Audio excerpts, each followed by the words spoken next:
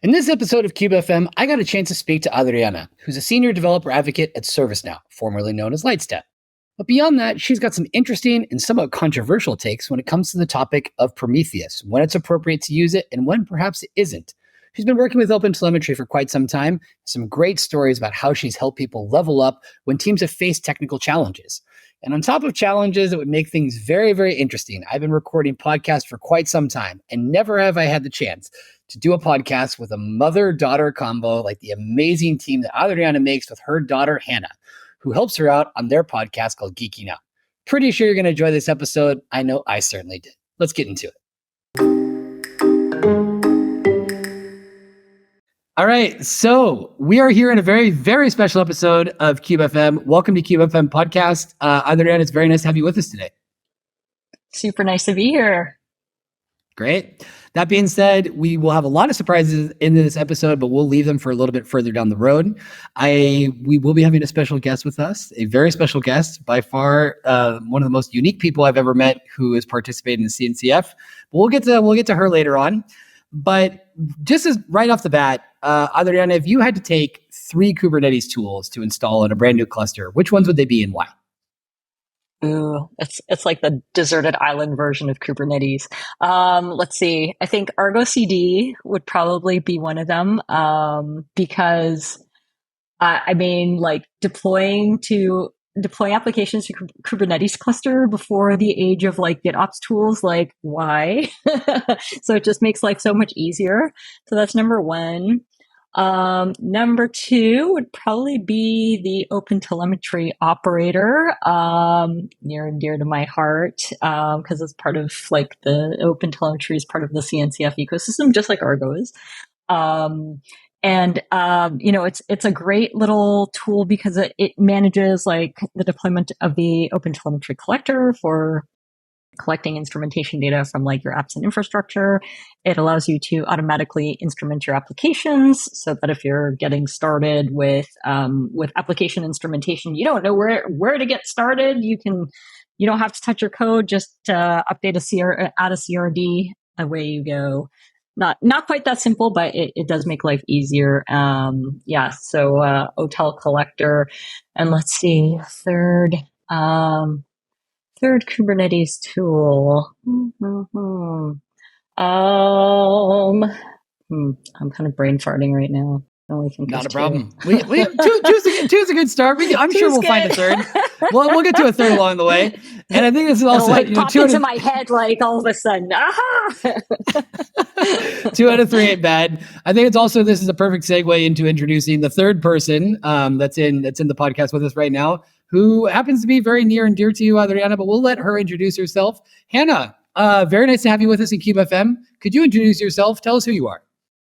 My name's Hannah. This is my first time on someone else's podcast, so I don't really know what to do. Tell us who you are. Well, I am a high school student. I don't know a lot about tech, so that whole mumbo jumbo she was saying just sounded like gibberish to me. And yeah, I don't know how I feel about tech yet. I used to not like it. Now it's warming up to me after taking a computer science class. It's warming up a bit, but it's definitely not my thing. That's good. And it's good that you're here with us. We'll also have to add just a small tidbit that Hannah is not just a random teenager who we invited to the podcast. She happens to be Adriana's daughter. Oh, yeah, yeah. It's just worth mentioning. So anyway, we're an experimental podcast, and this is no exception to that rule. But with that in mind, we will be getting in touch with you, Hannah, later on, and your feedback is very valuable, and it's a way to make sure that your mom, Adriana, tells the truth and nothing but the truth. All right, so we'll keep that. We'll keep that going. Good.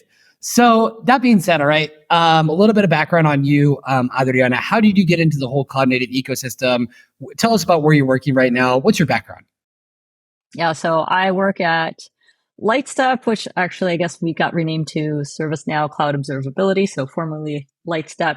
My foray into the cloud world, I guess, a little bit of a baby step when I was working at the Bank of Montreal here in Toronto, Canada.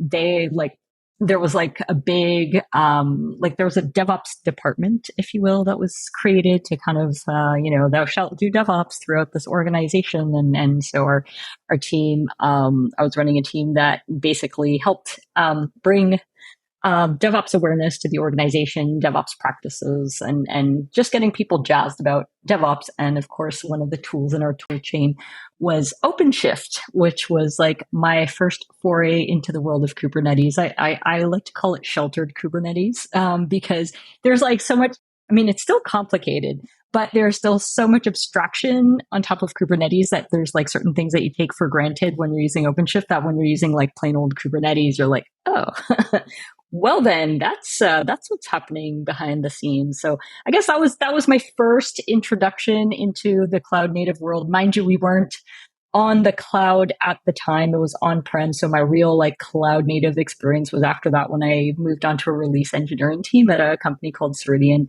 And they are predominantly a Microsoft shop. So that was like my introduction into Azure. And honestly, prior to that, I thought this whole idea of like cloud native was, oh my God, this is this terrifying thing. Everyone's doing it. It sounds so complex. And then I just realized, oh, it's just infrastructure in like someone else's data center. And there's like APIs to provision stuff. Cool. That's awesome. So yeah, that's how I got in. Very good. And if you could go back in time, having gone through that process, first with OpenShift, then getting introduced to Azure, what were things that you would tell yourself at that time in terms of things that would be good to keep in mind regarding resources, learning, leveling up, upskilling? I would say first of all, don't be so scared of it. Cause I initially, when people were like talking about cloud native, I thought, oh my God, this terrifying concept. There's no way I could possibly learn this, which is ridiculous. I've come from a software engineering background. I've had to like retool like so many times throughout my career. So yeah, just tell myself to like not panic, because I think that's probably the most important thing. And just to ask lots of questions, be curious. I think it's really important to constantly be curious. Don't be okay with like, oh, it works, but like, why, right? I think that's a big trap that we can fall into in our industry, especially like when you're working on some code and it's like hobbling together on Band-Aids and duct tape. You're like, oh, it's working. Yay, I won't touch it. But you kind of have to, you will eventually. So just not being afraid to like, try to understand why it is that it's working that way, and not being afraid to break your stuff too, right? Because I think it can be like so terrifying. You get something working and it just like hanging by a thread. You don't want to touch it anymore, but if you don't, how can you improve it? Great points. Yeah, the only fear we have to have is fear itself, right? That it's okay if things break. It's part of the process. Now, we know after this podcast that Hannah is going to be so inspired that she is definitely going to go head into a career in cloud native. So if you had to give her advice, if and when she chooses this as a career path, what advice would you give her? Probably don't be in the same room as me while I'm coding so that you're not turned off from it. She is so scary when she codes. She swears a lot and you're like almost afraid to even move. Because, it might just make everything explode. It's not just me. I mean, my husband's in software too, so it just it's a family thing. It's a household thing. With that in mind too, I think it's a good reminder that as much as these experiences are very technical, at the end of the day, they're being done by humans, and naturally they're going to be very emotional. And so, despite the fact that we're just seeing numbers and colors in a command line and a terminal, there's also a lot of frustration, emotional investment that goes into these things when they break, when they don't work. And Hannah, you are an active witness of those ongoing emotional processes. Definitely. Good. I would also like to add that the other thing for getting into actually answering your question on getting into cloud native, which is treat it as it's creative work. Really, I know a lot of people don't look at the software industry as creative work, or even the tech industry in general as creative work, but it really, really is. And for someone like Hannah, who is a very creative person, who might not be necessarily attracted to this type of work because she's like, well, it's not painting or baking or like whatever. But it is like, it still involves a huge amount of creativity. And I think just, don't be held back by the fact that it's like, it's technical work. Just I think the more creative you are, the more successful you can be in this industry. That's a very, very good point. Something that's often overlooked about just how much creativity goes into it, in the same way that you find whether it's with architecture or art or music or baking. Spoiler alert, we will be talking about baking later, but that's Hannah's subject to talk about. Also, both of you are involved in other podcasts.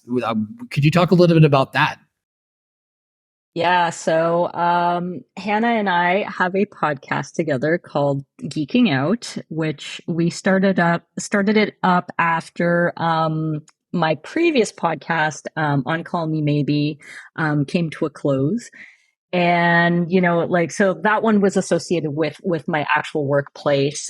This one is not associated with my workplace. So I saw it as a good opportunity of it being, rather than attached to like, it's still work, but it's more attached to personal brand. And since Hannah actually has an affinity for editing videos and whatnot, we thought it'd be really fun to do this as like a little project where mostly I'll let Hannah actually talk about her involvement in the podcast.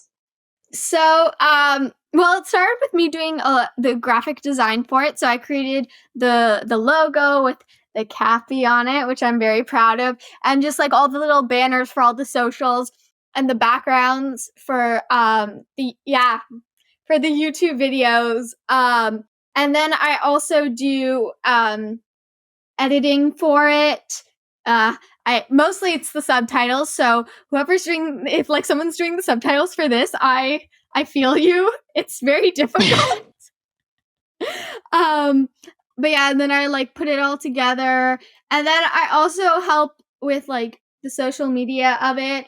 Like sometimes I do some posts. Like I'm gonna try to make it a tradition to post on our stories embarrassing pictures of her when when I pause it, and she's like, so yeah, look for that on such our a troll, account. such a troll. Yeah, on our Instagram especially. I think it's really healthy because it brings these things to life in a different way that, if not, can sometimes be difficult to grasp or can be left in that area that's too technical and overshadowing that part that really is creative and human.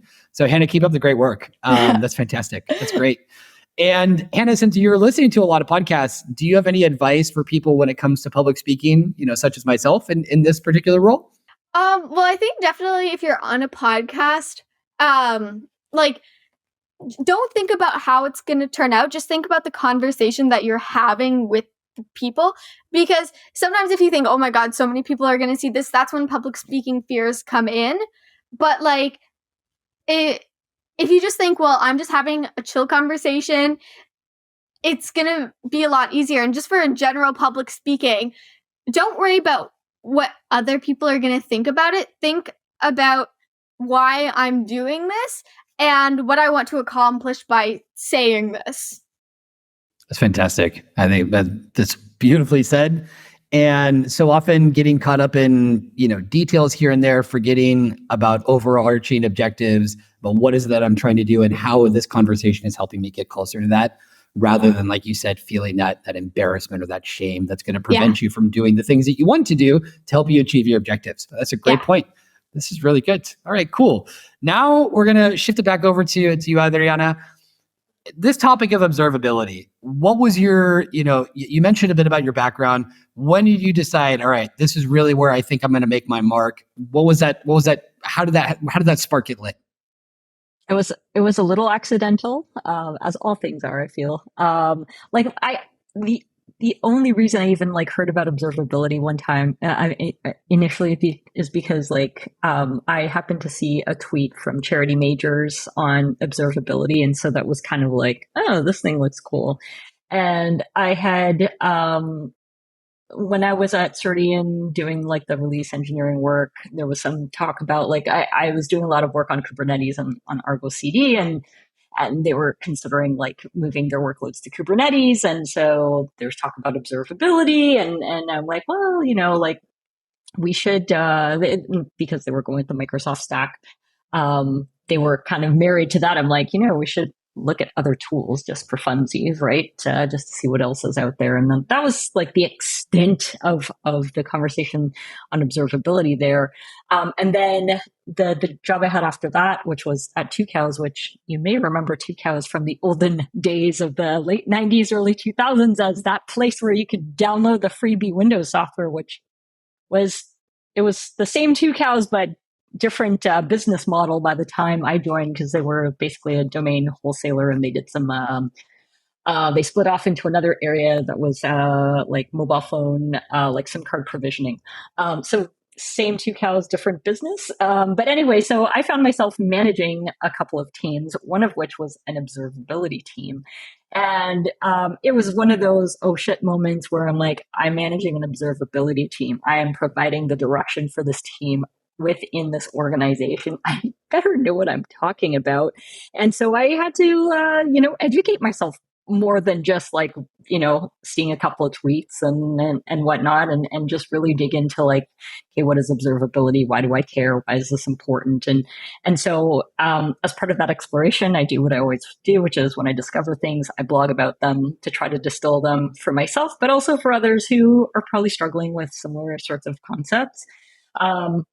So as I'm exploring, I'm blogging, and I'm also like leading this team and bringing them, like my ultimate goal was like, it was an observability tools team. And I'm like, no, we're doing real observability. Like, let's focus on observability practices. So I'm like, we're paying a vendor for this stuff already. Why are we managing tools internally? Like, let's focus on observability practices. Let's focus on making sure that we're really following what observability promises to deliver within this organization. So that's how I came to really like dig deep into observability. And then because of all the writing that I was doing around that, as I'm exploring that and exploring Open Telemetry, that was like my first foray into Open Telemetry, which was like kind of a baby at the time. This was back in 2021, and Traces, which was the first major signal of Open Telemetry that had become available, was not even like generally available at the time. And I'm trying to tell this organization, like, trust me, guys, it's going to be big. Really, I swear. And lo and behold, like Open Telemetry now, like I think it's got the second highest number of contributions in the CNCF. It's only behind Kubernetes. And it's got the support of all the major observability vendors. So this is not some like fly by night operation. Like we've got, there are many wonderful things happening. And it ended up leading me to my current job where, I was like blogging, doing my thing that I love to do. And then my, the former boss, but person who hired me into Lightstaff was like, hey, how'd you like to do this for a job? I'm like, what? These things exist? Well, luckily they do, because it's a very necessary gift for the community to be able to receive, in the sense that what we talk about a lot of the podcast is about leveling up. And so through writing, through sharing that knowledge, a lot of times there are really, really intelligent people that can work on these technical concepts. But when it comes to translating that to other audiences, bringing stakeholders in to help make decisions around how these technologies are moving forward, that's a completely different story. So I think that's something we can touch on a little bit later, because I liked how you mentioned the point of when you found out you were going to be leading a team, I can't run this leadership based on reading a couple of tweets. I've got to dig deeper. And so in order to dig deeper, there need to be people creating resources. And that's, I think, falls in line very well with what you're doing nowadays. But in terms of when you're modeling observability, how do you do it? Do you trace apps, clusters, metrics? How do you go about it? So my philosophy on observability is basically looking at it from like a trace first approach. And the reason why I say that is because the traces give you that overall picture of what's going on, right? When you're on a website and you're clicking add item to cart, the trace enables you to see exactly all the little things that happen from the moment you click that button to the moment a thing is added to your cart. So having that kind of visibility is key. Now, that's not to say that, the logs and the metrics of the world aren't important. I think they are very important and they provide us that additional contextual information, but I don't think that they are I don't think they are the rulers of the landscape. They're more like the supporting actors. Now, let's say hypothetically someone has ELK installed on their stack and they're exposing prom metrics, Prometheus. Is that enough? Traces really need to be added? And is, by extension, could this be called observability already? Or would you say no? I mean, some people might argue with me and say, well, you got to start somewhere, which, okay, I'll give you that, but is it true observability? I don't think so. Like, metrics alone aren't going to give you what's going on, because I mean, like, and they're important, right? Like, metrics are the building blocks for SLIs, which in turn are the building blocks for SLOs, and those are the things, our service level objectives. Those are our targets for reliability, right? And without those, I think that's an important piece of any SRE's toolkit, right?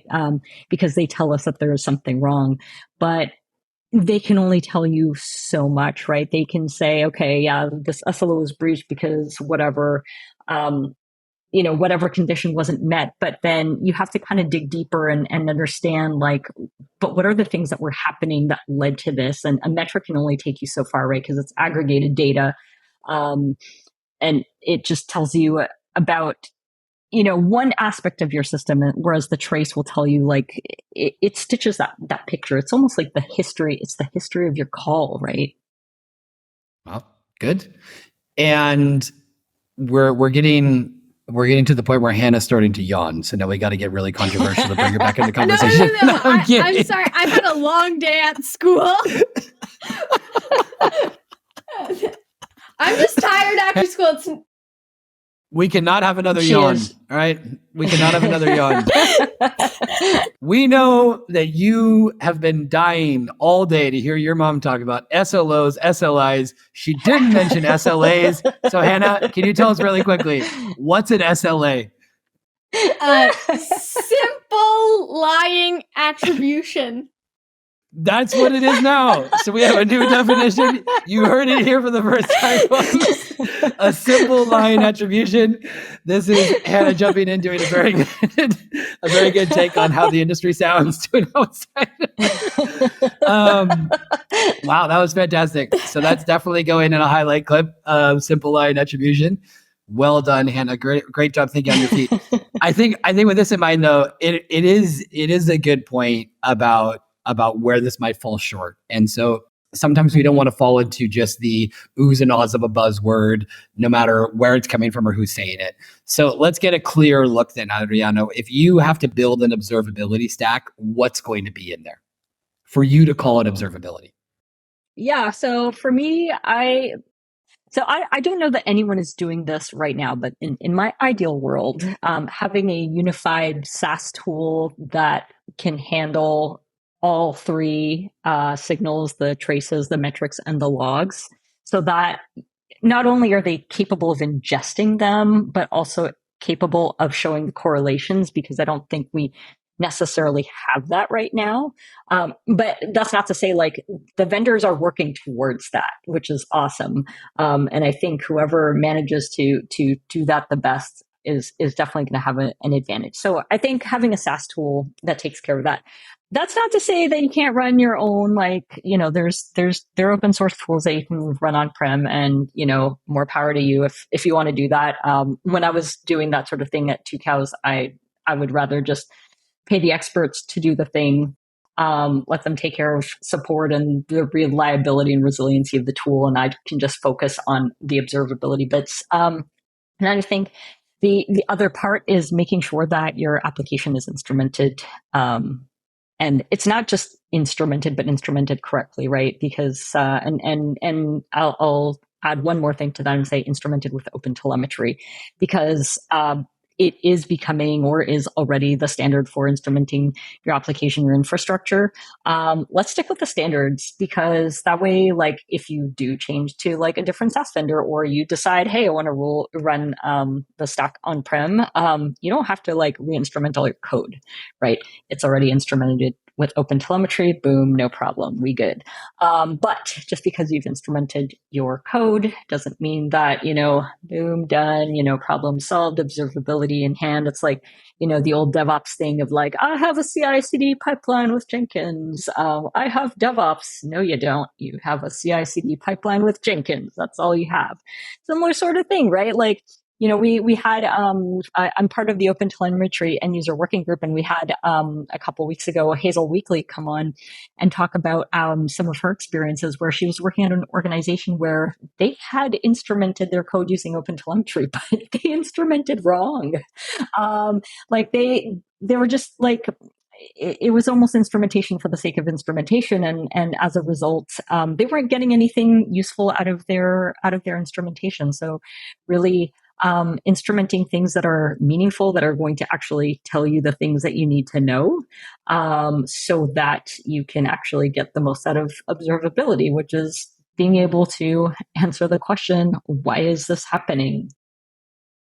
I love that. And I love how the point that you mentioned about, seeing some folks that are out there maybe doing instrumentation for the sake of instrumentation.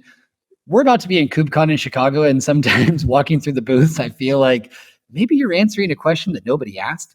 There are a lot of vendors in the observability space. There's been a lot of growth, like you said, after Kubernetes. It was extremely, the second most active project in the CNCF ecosystem, which is no joke in terms of contributors and attention that's going on to it. For all the vendors that are out there, we know there are going to be trade-offs. We know it's not one size fits all. There's no silver bullet. But in terms of approaching end users' concerns, what advice would you give to vendors that are out there? Listen to your end users. I mean, like really, really, really listen. And I think, especially in the observability space, like we have the end user working group, where we actually have we run a few sessions, every month where we have like our end users, either doing a Q&A. They talk about the observability landscape, in their organization, or they do like we have a meetup style thing called OTEL in practice, where they present on an observability topic. And in these sessions, there are also opportunities for these end users to share like their experiences, feedback with Open Telemetry. And these are such a great way to really to get that feedback. And also like we have an end user survey for Open Telemetry. Again, just to just being dialed into the feedback for end users, and especially like if you're an observability vendor that is saying, hey, we support Open Telemetry. I think being dialed into the Open Telemetry community is going to help a lot. And I think listening to these user stories, user experiences gets you to where you need to be. Really like that. And having been involved in different communities for quite a while, people use the word community left, right, and center like it's something they can just give out for free. But I think anyone that really knows what it's really about being in a community means showing up, paying it forward, time and time again, asking questions, answering questions, really showing that you care about people and that it's empathy based. It's interesting that we're talking about the importance of creativity, but I think we cannot understate or overestimate the importance of empathy in all this, and really dialing into what's frustrating people and trying to help them, and not just saying, hey, I got this brilliant solution without listening to their concerns first. So I really like that. One thing that you didn't mention, and Hannah, we're getting to another controversial point here, so you definitely got to pay attention. No yawning. So controversial point. This was actually the original point that sort of caught our attention, and why we got in touch with you, Adriana, is you didn't mention Prometheus when you were talking about that observability stack. Could you tell us why not? Oh, true. Yeah. Yeah. So, as I mentioned to you when we spoke earlier, I'm not a Prometheus person. I've not used Prometheus, but when I was working, when I was managing this observability team at Two Cows, and, I think Prometheus was part of our stack. And I started digging around, I'd heard things from folks saying like, oh, Prometheus is like really hard to use and manage. And I'm like, ugh, doesn't sound like something I want to be, dealing with. So I thought, well, maybe there's a way of not using Prometheus. So when I started putting together the stack for use at Tucows, my thought is, well, if we can do away with Prometheus, that's like one less thing that we have to manage. But how can we make that happen in like a realistic way? And fortunately, I think OTEL comes to the rescue for us in a couple ways. So first of all, there's a component of the Open Telemetry Collector called the Prometheus receiver. And just for a bit of background, the Open Telemetry Collector is basically a vendor neutral, like binary or agent that is used to ingest, transform, and export your data. So it'll ingest your data from multiple sources, whether it's metrics, logs, traces, either from your applications, infrastructure, etc. And then it's basically like a data pipeline, right? It can manipulate your data and then poof, send it off to like one or more observability backends. And so the collector has this component called the Prometheus receiver, which basically can ingest Prometheus style metrics from your infrastructure. Because as I learned as part of my explorations, Prometheus isn't just a tool, it's also a data format. And so I thought, oh, this thing can ingest that data format. Well, if it can ingest the data format and then we can send it to like some other backend that can process, do something useful with these metrics, and I don't need Prometheus, then why run Prometheus? And I think like, and it's funny because at the time, like just as when I was, really promoting Open Telemetry at Tucows, Open Telemetry itself was not like, it was fairly nascent still, and this Prometheus receiver was probably even more nascent. And so it's definitely not in a state where we could, fully replace Prometheus. But I think we're starting to get to the point where there's like a lot of the tooling around Open Telemetry is going to enable that. So we can basically reduce our stack, right? Because again, I think the real dream is just having this all in one platform. Why do I have to manage like even the SaaS vendors? Why do I have to manage like so many SaaS vendor tools as well, right? Because there are companies who like, they're running Open Telemetry and they're sending like their traces to one place and their logs to one place and their metrics to another place. Like, so you are paying a crap ton of money for all this stuff. Like, let's see if we can reduce that. I think a lot of people would be looking forward to the day when that unification happens, when that simplification happens. Until then, I'm going to bring this back to Hannah. Hannah, you've written a lot of subtitles. What's SaaS? I have no idea. Usually, like someone you don't want to make something up. Oh well, okay. San Francisco articulating subdivision system. Wow. And even a different acronym than the one we're accustomed to. I love this. This is, folks, you're witnessing innovation in its purest form. Great job, Hannah. Hannah, you're going to be back on this podcast, whether you like it or not. This is, we got to play buzzword bingo with Hannah at some point. This is really, really good. No, but I hear you on that. One thing I do want to ask you though, Adriana, is that particularly someone being in positions of leadership, when you are faced with choices that are generally nascent technologies and you're looking at a team and the maturity level and where they're at, the things that are going to be difficult, how do you approach the topic of saying, hey, this is the direction we're going in. These are the technologies we're going to be using. There's not necessarily great documentation and support. How are you going to help them through that process of learning, the frustrations of the onboarding? What was your experience with that? And what advice would you give to other folks that are helping teams upskill? Yeah, that's a really great question because, I faced uphill battles like both from the individual contributors and like leadership alike when I was at Tucows because of those things, right? From the individual contributors, it was like, well, we're using open tracing, which is one of the precursors to Open Telemetry. So isn't that good enough? And I'm like, but open tracing was like retired, so that's not going to do you any good in the long run. And then at the same time, like me going around saying, well, let's use Open Telemetry and saying that to leadership and trying to convince them to go that way was tough because of the well, this thing's not mature. Like, how do I know this is going to do what I need it to do? How do I know this thing's like here to stay? Right. And so one of the things that I did, so we were, even though we had like we were paying a vendor at the time, for our observability stack. I wanted to also make sure, well, okay, how is this vendor selected?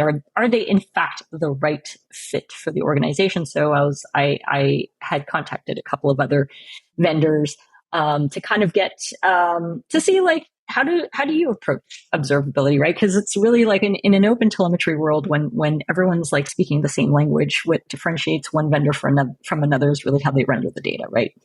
And so we're speaking with these different vendors and getting them, and they were like super supportive of open telemetry. So it was, one of the things that I did was like, okay, can I get reps from each of these vendors who are working in the open telemetry community, and you come under not the vendor umbrella, but the open telemetry umbrella, to come speak to these folks at Two Cows to basically like answer any of their burning questions and to sort of like calm their nerves, to let them know like, no, this thing is like, it really is legit.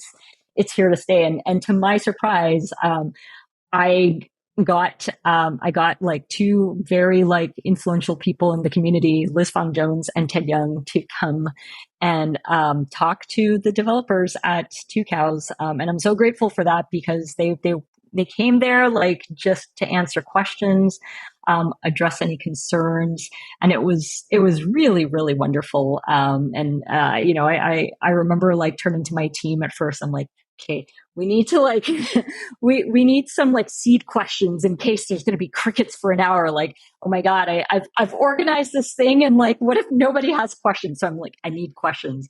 And you know what? Like the developers like within the organization had tons of questions, and we were like, we filled up that hour, no problem. So there was definitely a desire, to want to embrace that. And I think having sessions like that, and I know that's not always possible to do. I mean, honestly, I feel like, I should have like played the lottery that day to have been able to get that kind of access. Because I know like, especially as the project gets busier and busier, like that kind of access is definitely a lot harder. But to be able to have folks come in, and have, both our engineers and our executives alike seeing that kind of session, I think help bring a lot of confidence, into the project. And so That's made great. it a lot easier for them to like warm up to this idea of open telemetry. Getting the right people in the room, showing them they're not alone, getting those questions answered. I think it's a fantastic way to build confidence, and also additional curiosity, and showing them where they're at as a sort of mirror of realizing actually you are capable of doing this. Otherwise, we wouldn't be asking you to do it. Yeah. I think that's very, very helpful for anybody that's thinking about adopting new technologies. That being said, we are now in time for the bonus round. We are now in time for the Great Cloud Native Bake Off. Hannah, this is where you take over. We give you the keys and you drive, even though you're not old enough to drive yet, because I don't think in Canada you can be 15 and drive. Yeah, I can't drive yet. Hopefully soon, though, All right. next year. This time next year, Yeah. she'll probably have her license. I really want to be able to drive. Like, I don't know. There's just something about wanting to drive. Yeah, it's Meanwhile, freedom. I have a license and I avoid driving. I hate driving. I try to avoid it. I think it's in Spain. I don't have a license. I do in the US. So I drive when I'm in the US, and then I don't drive at all here. But Hannah, we understand that you recently spoke at a CNCF meetup in Toronto. Can you tell us what the topic was about and what brought you to do this? What was that experience like? So, the crickets that you were talking about, they came to this. So I did a talk with my mom, my mother. Yeah. So, well, because it was like a techie thing, and I have no idea how techie things work. We wanted to do something that drew parallels between my interests and her interests, and we had previously recorded like an extra thing on the parallels between baking and coding. So we decided to turn that into a talk. So we talked about how troubleshooting is very similar when it comes to baking and coding, and how overall the process is very similar, and you have to do all these things like experimenting, refining, and overall we just kind of talked about that. That's great. I mean, just one thing that might come to mind there, and I think it's wonderful to draw these parallels. And I think it's as a broader thing too, with anyone that's in the cloud native ecosystem, being able to transfer how these things, these processes work, whether it's coding, whether it's building infrastructure, whether it's observability. I always say is that until we are able to put these in real world examples or metaphors, I don't think we're doing our jobs well enough, because it even gets to the point of gatekeeping. It's like, no, we're going to keep these things intentionally complex so that they're only accessible to an inner circle. I really like that idea of drawing those parallels. I'm just curious, because there is a lot of creativity in baking as well as in programming, in coding. What were some of the parallels that you put between the two of them? Well, mainly it was the troubleshooting one, because so I had a lot of trouble making macrons because they're very difficult. And so we talked about the process of that and how it wasn't repeatable, and how we didn't read the recipe at first, and then she kind of brought the code thing about how, well, sometimes you just like go into it and you think you're an expert and you just start writing the codey things. And so that was our main parallel that we drew between them. Great. Anything you'd like to add to that, Adriana, about your experience giving the talk together?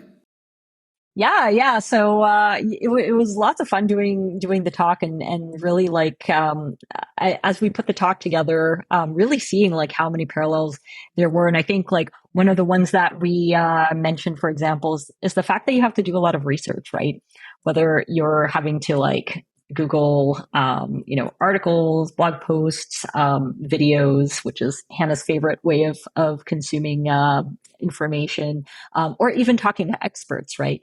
Whether you've got a connection on Slack, right, that you can hit up, or like in Hannah's case, like hit someone up, like phone a friend, or ask a question on Instagram Messenger or whatever, to just to get that extra little bit of information to help you with troubleshooting. And then, as Hannah said, like making sure that, you nail a recipe or you nail your code, but it's not repeatable. That's problematic, right? So you run your code like 10 times and it's fine. And then the 11th time it's crapping out. Well, then there's a problem. And it's the same thing with your baking, right? You follow the recipe and it worked. We had a picture where we had like this beautiful bake, this beautiful macaron. And then we went to do the recipe again and it did not turn out well. So obviously there was a problem. So we needed to make sure that we got it to a repeatable point before we could then start refining and putting on the bells and whistles. I love that. As a longtime baker of chocolate chip cookies, it's the only thing that I bake, but I'm a big fan of making chocolate. I only make them when there is an occasion. And so like last week it was one of my partner's friends is pregnant, and she was at a particular craving for chocolate, and I was like, hey, I'm happy to do this. And it's something, it's like I said, it's the one thing that I do, but it's something that over time, that troubleshooting and respecting the steps in the process, and the measurements. And so if you do these things in a rush, going back to what you had said in the very beginning of the conversation, Adriana, is like, if you are going to learn a technology and lead a team based off 2 tweets, probably not a great idea. Just like if you're going to make a recipe off watching 1 10-second video, probably going to be an interesting result, but not necessarily the result that you desired. I've done that multiple times. I don't like following a recipe. She does not. I don't either. I hate it. Well, okay, I don't like being told what to do, and a recipe basically tells me what to do. And I'm like, just because it's written down doesn't mean I'm going to listen to you. I agree. I could not agree more, Hannah. And I see that recipe. I'm like, well, this is one person's opinion. There will be many others. And my opinion is also valid. Yeah, I judge a recipe on how many eggs it has. Because I'm like, I'm not using that many eggs. I'll make up my own recipe. Oh, this is great. So I really like the parallels though. And also that when the end result then makes you question whether it's good or whether it's not what you wanted, what were the things that could have gone wrong in the process? Was the oven on the right setting?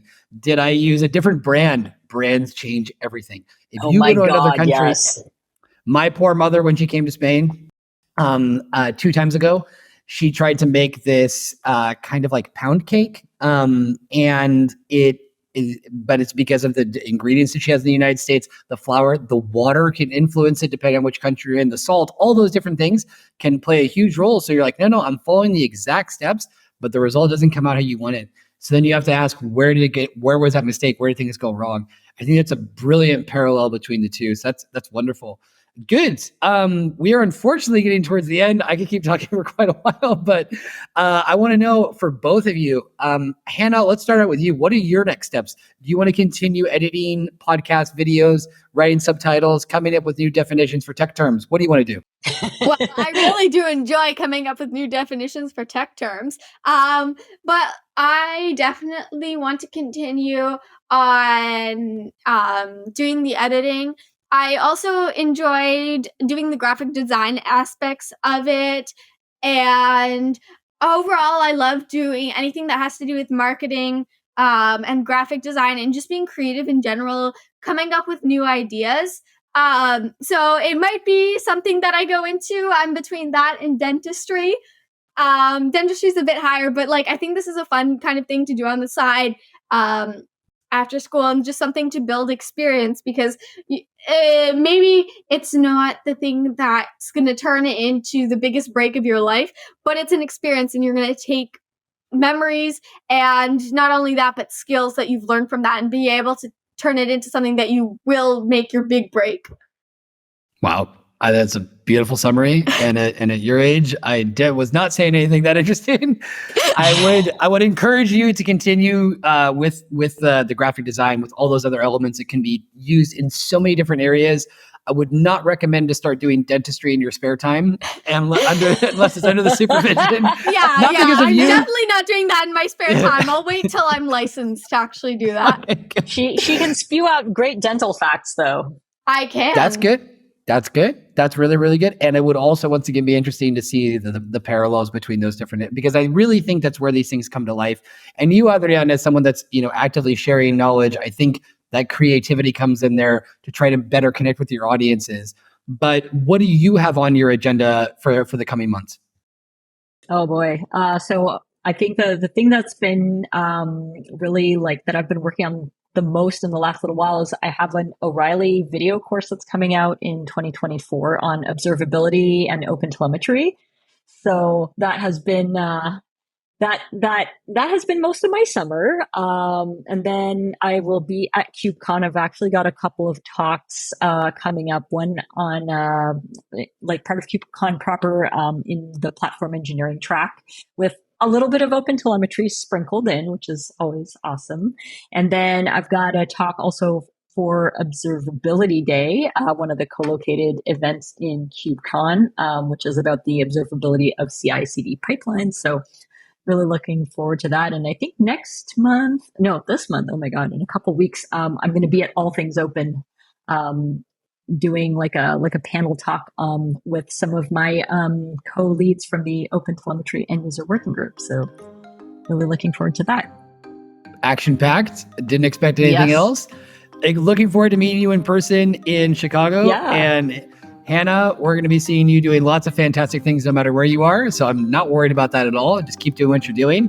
It's been a wonderful conversation, and we'll definitely have to have a part 2. So don't go too far. Perfect. Thank you very much. Thanks for having us. Cheers. Pleasure. Bye.